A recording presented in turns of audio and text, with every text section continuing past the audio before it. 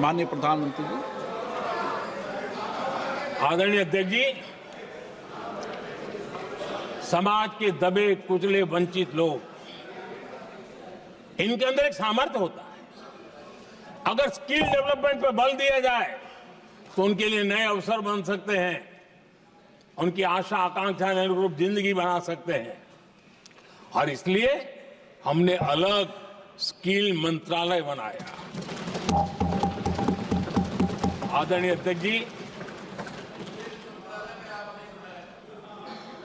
देश में लोकतंत्र का पहला धर्म होता है कि हम सत्ता को सामान्य से सामान्य नागरिक तक उसका अवसर मिले।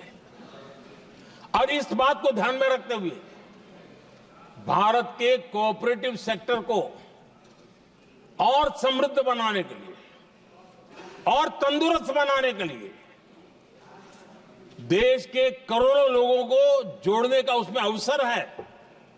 अनेक क्षेत्रों में कोऑपरेटिव मूवमेंट को बढ़ाया जा सकता है और उसको ध्यान में रखते हुए हमने अलग कोऑपरेटिव मंत्रालय बनाया। विजन क्या होता है ये यहां पता चलता है। आदरणीय अध्यक्ष जी, जाति की बातें करना कुछ लोगों के लिए फैशन बन गई है। पिछले 30 साल से सदन में आने वाले ओबीसी समाज के सांसद दलों के भेदभाव से ऊपर उठ करके एक होकर के 30-35 साल से मांग कर रहे थे कि ओबीसी कमीशन को संवैधानिक दर्जा दिया जाए। जिन लोगों को आज जातिवाद में मलाई दिखती है, उनको उस समय ओबीसी समाज की याद नहीं आई। ये हम हैं जिन्होंने ओबीसी समाज को संवैधानिक दर्जा दिया। पिछड़ा वर्ग आयोग आज संवैधानिक व्यवस्था में जो है। आदरणीय अध्यक्ष जी, हर सेक्टर में एससी, एसटी, ओबीसी को ज्यादा से ज्यादा अवसर मिले, उस दिशा में हमने बहुत मजबूती के साथ काम किया है। मैं आज इस सदन के माध्यम से देशवासियों को उनके सामने एक अहम सवाल रखना चाहता हूं। और अध्यक्ष महोदय, जरूर देशवासी मेरे इस सवाल पर चिंतन भी करेंगे और चौराहे पर चर्चा भी करेंगे। कोई मुझे बताएं, क्या एक ही समय में संसद में एससी वर्ग के एक ही परिवार के 3 सांसद कभी हुए हैं क्या? एससी वर्ग के एक ही परिवार के 3 सांसद कभी भी हुए क्या?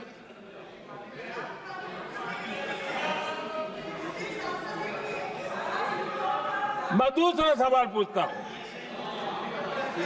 कोई मुझे बताए कि एक ही कालखंड में एक ही समय में संसद में एसटी वर्ग के एक ही परिवार के 3 एमपी हुए हैं क्या?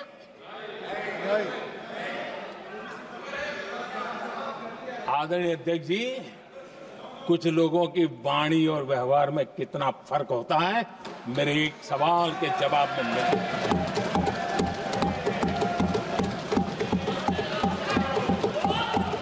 जमीन आसमान का अंतर होता है, रात दिन का अंतर होता है।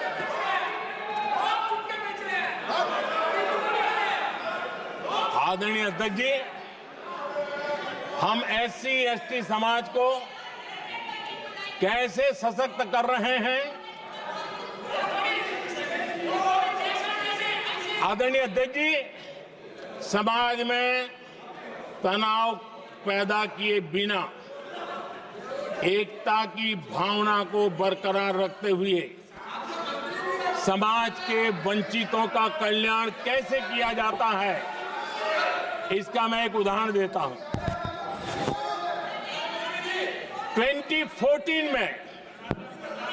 2014 में 2014 से पहले हमारे देश में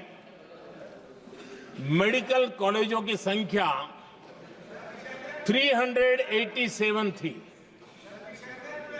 2014 के पहले मेडिकल कॉलेज की संख्या 387 थी।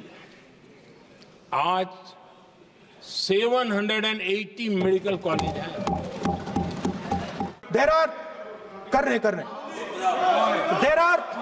There are OBC MPs in the BJP. There are OBC MPs in the BJP. There are Dalit MPs in the BJP.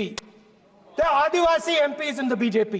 Remember, you are OBCs, you have 50% of the population, and you have absolutely no power. I know that you're sitting there and you cannot even open your mouth. That is the truth of the country. प्रधानमंत्री का चेहरा आपको दिखाई नहीं देता है? जाति जनगणना, प्रधानमंत्री का चेहरा आपको दिखाई नहीं देता क्या? आर्किटेक्चर, अंधे हो गए हैं क्या? पार्टिसिपेशन, रेवोल्यूशन, ये अंधेरा हो गया है। पार्लियामेंट में ये कुछ दिखता नहीं है। सोनिया गांधी, प्रियंका, ये इधर अपोजिशन को कुछ दिखाई नहीं देता है। ओबीसी बात करते हैं। idea is, दिखाई